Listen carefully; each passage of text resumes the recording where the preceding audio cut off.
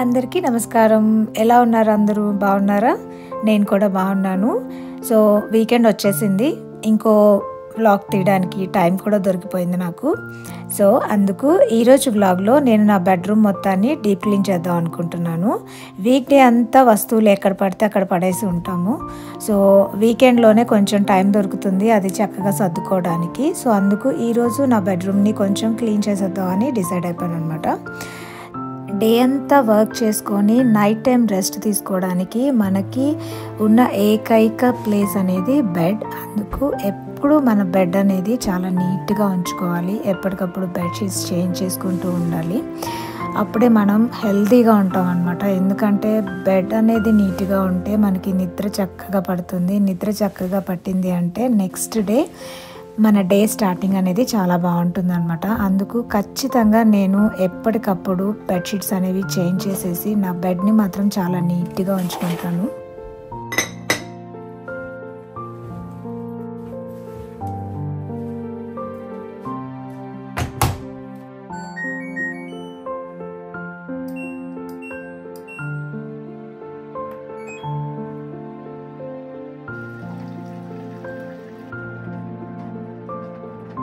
ఈ మ్యాట్రెస్ మీద ఉన్న డిజైన్ చూసి నచ్చి ఇది నేను కాస్కోలో పర్చేస్ చేశాను అనమాట. చాలా కంఫర్టబుల్గా ఉంటుంది ఈ మ్యాట్రెస్ అనేది.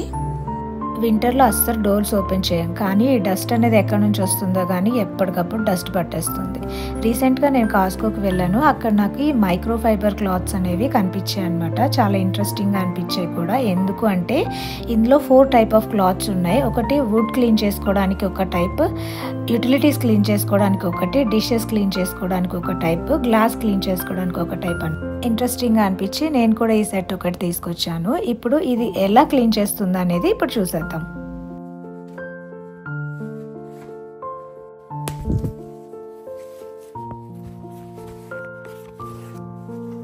ఈ ఎల్లో కలర్ క్లాత్ అనేది వుడ్ క్లీన్ చేసుకోవడానికి అనమాట. అంటే చెక్క వస్తువులు ఉంటాయి కదా, అది క్లీన్ చేసుకోవడానికి, లైక్ మంచము, డ్రెస్సర్ అలాంటివన్నీ, షెల్ఫ్స్ అలాంటివన్నీ క్లీన్ చేయడానికి అనమాట.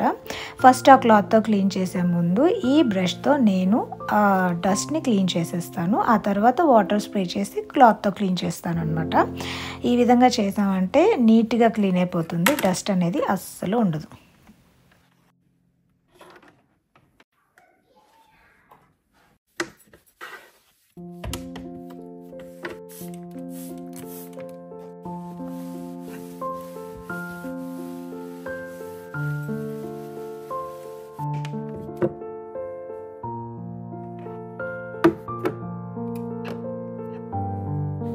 ఏ రూమ్లో ఏ కార్నర్లో చూసినా కూడా మా బబ్లీ వస్తువులే ఉంటాయి. క్రయాన్స్, పెన్సిల్స్, తన నెంబర్ లేబుల్స్ అలాంటివన్నీ ఎక్కడ పడితే అక్కడ ఉంటాయి అన్నమాట. తను చేసే మెస్ని క్లీన్ చేస్తేనే నాకు వీకెండ్లో సగం డే పోతుంది. ఈ రాధాకృష్ణుల ఫోటో నేను ఇక్కడ ఇండియా స్టోర్లో తీసుకున్నాను. ఫ్రేమ్ అనేది నేను ఇక్కడ బయట హోమ్ గుడ్స్లో తీసుకున్నాను అనమాట.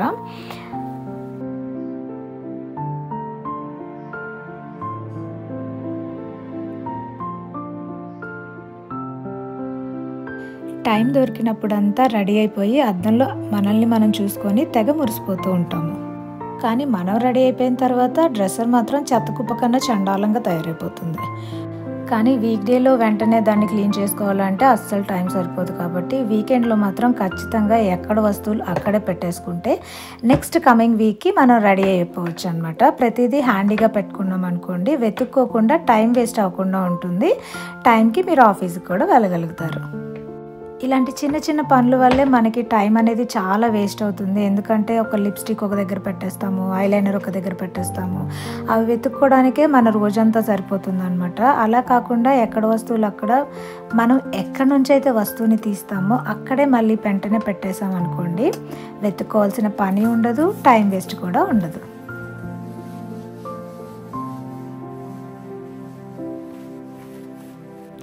వుడ్ కోసం ఎల్లో కలర్ క్లాత్ వాడాను కదా. ఇప్పుడు ఈ క్లాత్ అనేది గ్లాస్ క్లీనింగ్ అనమాట. ఇది వుడ్ క్లీనింగ్ది, ఇది గ్లాస్ క్లీనింగ్ అనమాట. అంటే మనకి గ్లాస్ డోర్స్, మిర్రర్స్ అలాంటివన్నీ క్లీన్ చేసుకోవడానికి ఈ క్లాత్ ఇచ్చారనమాట. నేను మిర్రర్స్ని క్లీన్ చేయడానికి గ్లాస్ క్లీనర్ని యూజ్ చేస్తాను. గ్లాస్ క్లీనర్తో చాలా నీట్గా క్లీన్ అయిపోతుంది అనమాట. సో ఈ క్లాత్ అయితే నిజంగా ట్రస్ట్ మీ చాలా నీట్గా వచ్చింది. నేను బేసిక్గా ఈ క్లాత్ కొనక ముందు పేపర్స్తో క్లీన్ చేసేదాన్ని అనమాట. పేపర్స్తో కూడా చాలా నీట్గా క్లీన్ అవుతుంది, కానీ చిన్నగా తెల్లటి పోగుల్లాగా ఉండిపోయేవి మిర్రర్కి. కానీ ఈ క్లాత్తో క్లీన్ చేసినప్పుడు మాత్రం చాలా నీట్గా క్లీన్ అయిపోయింది. మీరు కూడా కాస్కోకి వెళ్తే తీసుకోవడం మాత్రం మర్చిపోకండి. ప్రైస్ కూడా రీజనబుల్గానే ఉంది. చడా, డ్రెస్సర్ చూడండి ఎంత నీట్గా క్లీన్ అయిపోయిందో. ఇలా చూస్తే మనసుకు చాలా హాయిగా ఉంటుంది. ఈ మిర్రర్ మీద మరకలు చూసారా, చిన్న మరకలు, ఇవన్నీ బబ్లీ పెట్టిన మరకలు అనమాట. అది నిల్చొని అక్కడ డాన్స్ చేస్తూ ముట్టుకుంటూ దాని చేతి వేళ్ళు అవన్నీ పెడుతూ అక్కడ వేలు ముద్రలు వేస్తుంది అనమాట. సో దానివల్ల ఈ మిర్రర్ అనేది నేను రోజు క్లీన్ చేసుకుంటాను. ఈ మైక్రోఫైబర్ క్లాత్ మాత్రం చాలా బాగుంది, పెద్దగా కష్టపడక్కర్లేదన్నమాట. నీట్గా క్లీన్ అయిపోయింది.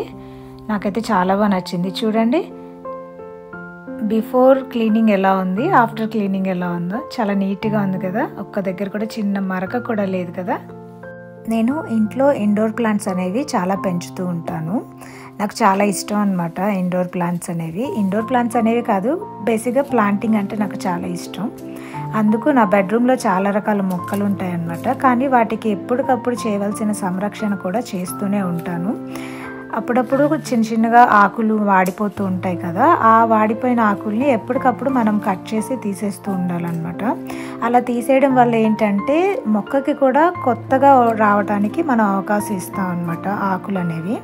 అంతేకాకుండా మనకు కూడా ప్లాంట్ని చూసినప్పుడు చాలా రిలాక్స్డ్గా ఉంటుంది. ఒక వాడిపోయిన చెట్టుని చూస్తే ఎలా అనిపిస్తుంది, ఒక ఫ్రెష్గా నీట్గా ఉన్న ప్లాంట్ని చూస్తే ఎలా అనిపిస్తుంది, డిఫరెన్స్ ఉంటుంది కదా. సో అందుకు మనం నీట్గా ఉండడమే కాకుండా మన ఇంట్లో ఉన్న ప్లాంట్స్ని కూడా నీట్గా ఉండాలి. అందుకు వాటికి కూడా నేను అప్పుడప్పుడు షవర్ చేస్తూ ఉంటాను అనమాట.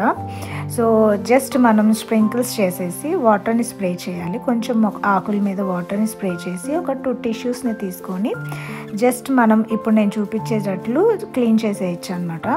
అలా క్లీన్ చేసేయడం వల్ల ప్లాంట్ కూడా చాలా హెల్తీగా ఉంటుంది. అదే కాకుండా అది బెడ్రూమ్లో ఉంటుంది కాబట్టి మనం కూడా ప్లాంట్ని చూసినప్పుడు మనకు కూడా కొంచెం పాజిటివ్ ఎనర్జీ అనేది వస్తూ ఉంటుంది. అందుకు ఎప్పటికప్పుడు ఏవైనా ఆకులు అలాంటివి వాడిపోయినట్లుంటే ఎప్పటికప్పుడు క్లీన్ చేసేసుకుంటూ ఉంటాను.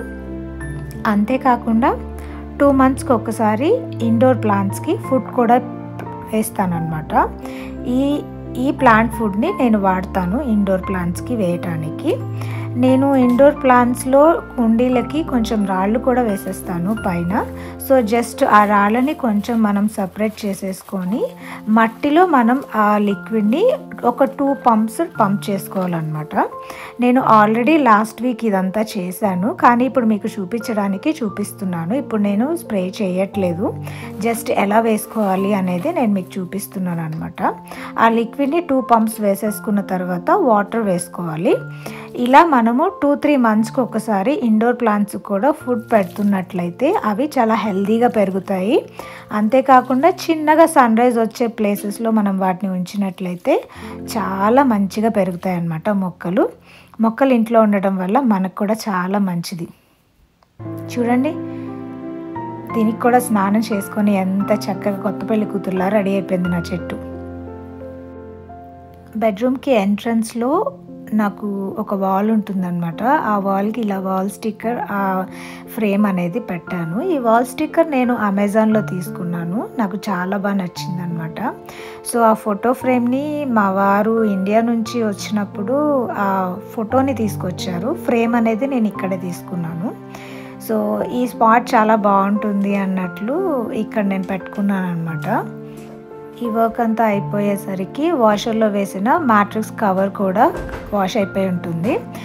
దాన్ని ఎప్పుడు డ్రైయర్లో వేయకూడదు అనమాట. దాన్ని మనము నార్మల్గా ఎయిర్ డ్రై చేసుకోవాలి, జస్ట్ నార్మల్గా. అందుకు ఇప్పుడు నేను బయట వేయలేను, టెంపరేచర్స్ చాలా తక్కువగా ఉన్నాయి. అందుకు నేను ఇంట్లోనే ఈ స్టాండ్లో నేను బట్టలు ఆరబెడుతూ ఉంటాను అనమాట అప్పుడప్పుడు. ఈ స్టాండ్ అనేది కూడా నేను అమెజాన్లో తీసుకున్నాను. మీకు లింక్ నేను డిస్క్రిప్షన్లో ఇస్తాను, చూడండి. ఐ హోప్ ఈరోజు వ్లాగ్ మీ అందరికీ బాగా నచ్చిందని అనుకుంటున్నాను. మన ఛానల్ ఎవరైనా ఫస్ట్ టైం చూస్తున్నట్లయితే మీకు ఈ వీడియో నచ్చినట్లయితే ప్లీజ్ సబ్స్క్రైబ్ చేయండి, లైక్ చేయడం మర్చిపోవద్దు, షేర్ చేయడం మర్చిపోవద్దు. మళ్ళీ ఇంకొక మంచి వీడియోతో మళ్ళీ నేను మీ ముందుకు వచ్చేస్తాను. అంతవరకు సెలవు. అమెరికాలో కొట్టవారి అమ్మాయి సైనింగ్ ఆఫ్. బాయ్.